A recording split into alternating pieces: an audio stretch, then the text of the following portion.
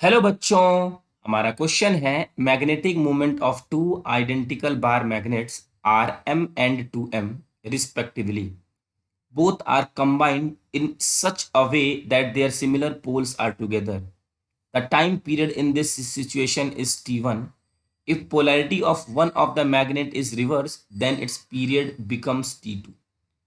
तो देखिए बच्चों, हमारे पास दो सिचुएशन दी हुई है। एक सिचुएशन है केस फर्स्ट। केस फर्स्ट में दिया हुआ है दो मैग्नेट है हमारे पास और दोनों मैग्नेट को कंबाइन किया गया है जिसकी पोलैरिटी सेम है। ठीक, अब यहां से मैग्नेटिक मूवमेंट की डायरेक्शन क्या होती है? साउथ से नॉर्थ, साउथ से नॉर्थ। मतलब इसकी जो नेट मैग्नेटिक मूवमेंट होगी, नेट मैग्नेटिक मूवमेंट बच्चों वो क्या होगी? m1 प्लस m2, क्योंकि दोनों की डायरेक्शन सेम है। फिर इसका मोमेंट ऑफ इनर्शिया क्या होगा? मोमेंट ऑफ इनर्शिया देखते हैं। मोमेंट ऑफ इनर्शिया बच्चों I1 प्लस I2 होगा। अब देखते हैं क्यों होगा। मोमेंट ऑफ इनर्शिया का फॉर्मूला क्या होता है? ml²/12।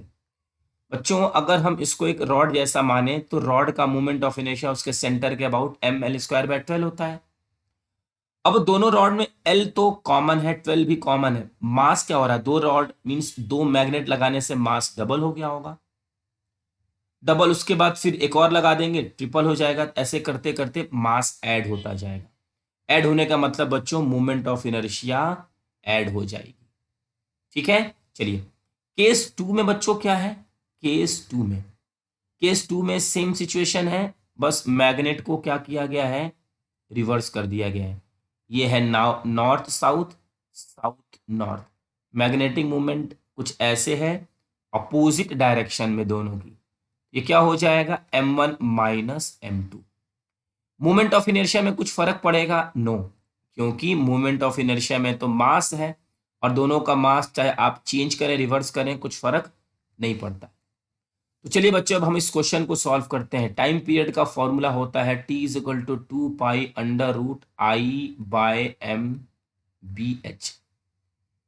अब यहां से मोमेंट ऑफ इनर्शिया T1 के लिए कैलकुलेट करेंगे। T = 2π I1 प्लस I2 और ये हो जाएगा m1 प्लस m2/bh। T2 के लिए कैलकुलेट करेंगे 2πI1 plus I2 m1 minus m2 into bh। अब बच्चों इसको देखेंगे, दोनों में 2π common, I1 plus I2 common, bh common. जिसका डिनोमिनेटर ज्यादा होगा उसका रिजल्ट छोटा होता है। ये बड़ी वैल्यू है तो ये T1 हमारा छोटा होगा, यहाँ पे माइनस छोटी वैल्यू है तो ये बड़ा होगा। तो T1 is less than T2। Second option is correct बच्चों। आई होप कि आपको ये क्वेश्चन अच्छे से समझ में आ गया होगा। Thank you.